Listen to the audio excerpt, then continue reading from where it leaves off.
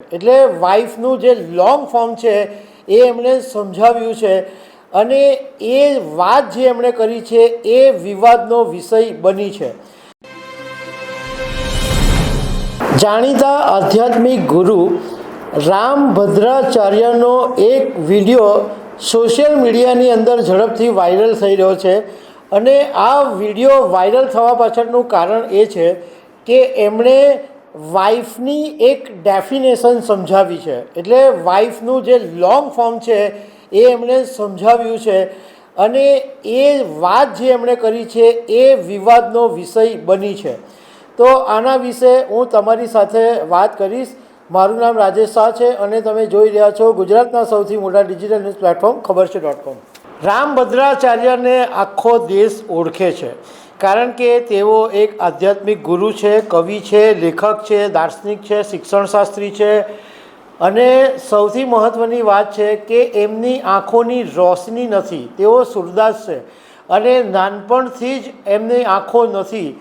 એમ છતાં એમણે અનેક પુસ્તકો લખ્યા છે, એમણે અનેક શાસ્ત્રોનો અભ્યાસ કર્યો છે, એટલે એક સન્માનીય આધ્યાત્મિક ગુરુ તરીકે રામભદ્રાચાર્ય ઓળખાય છે।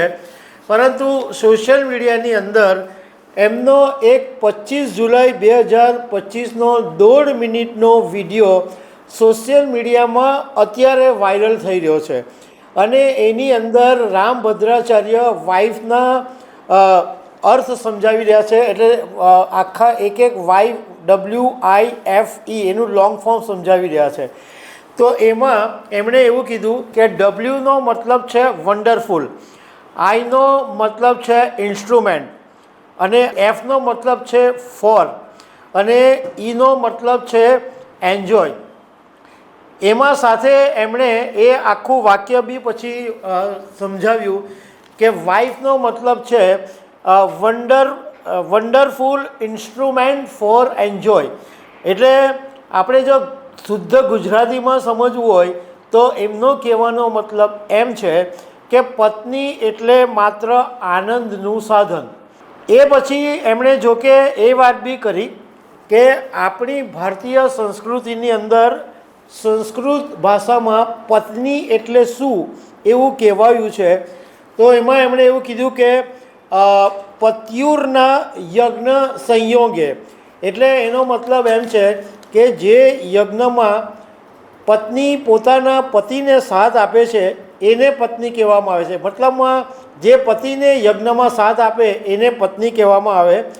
અને રામભદ્રાચાર્યએ એમ કીધું કે અમારે ત્યાં પત્ની હનીમૂન મનાવવા માટે નથી હોતી, મતલબ કે ભોગ માટે નહીં પરંતુ યોગ માટે પત્ની હોય છે અને અમારે ત્યાં તો મૂન નિરંતર હની હોય છે, મતલબમાં ચંદ્રમા છે એ હંમેશા મધુર હોય છે એવું એમનું કહેવું છે। એ પછી એમણે એટલું કીધું કે ભારતીય સંસ્કૃતિને જો સમજવી હોય તો તમારે સંસ્કૃત જાણવું જરૂરી છે, સંસ્કૃતની આવશ્યકતા છે એવી એમણે વાત કરી। હવે રામભદ્રાચાર્ય જે વાઇફ શબ્દની વ્યાખ્યા કરે છે એનો મતલબ તો તમે ગમે તે રીતના જુઓ તો એક જ થાય। અંગ્રેજીમાં વાઇફ કહેવાય, હિન્દીમાં પત્ની કહેવાય, ગુજરાતીમાં એ પત્ની જ કહેવાય અને આમ ઓવરઓલ તમે જુઓ તો જીવનસાથીની વાત એમ કહી શકાય। પરંતુ એવું લાગે છે કે રામભદ્રાચાર્યને વાંધો વાઇફ શબ્દની સામે છે કારણ કે એ અંગ્રેજોએ આપેલો શબ્દ છે એવું એમનું કહેવું છે અને પત્ની શબ્દ પ્રત્યે એમને સન્માન છે। જોકે આ રામભદ્રાચાર્યએ પહેલી વખત વાઇફ પર આવો વિડીયો કર્યો એવું નથી। અગાઉ 28 એપ્રિલ 2023ના દિવસે પણ એમનો આવો જ એક વિડીયો વાયરલ થયેલો અને એમણે વાઇફ શબ્દનું અર્થ આવી રીતના કરેલો। ડબલ્યુ એટલે વિધાઉટ, આઈ એટલે ઇન્ફોર્મેશન, એફ એટલે ફાઇટ અને ઈ એટલે એવરી ટાઈમ।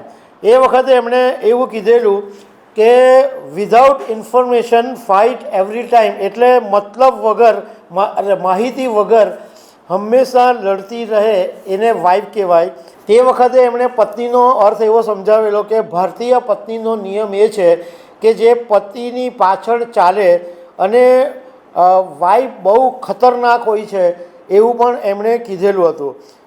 એ વખતે એમણે એવું કીધેલું કે ભગવાન કરે કે મારા 7 દુશ્મનોને વાઈફ નહીં મળે, 8માને વાઈફ મળે તો મને વાંધો નથી.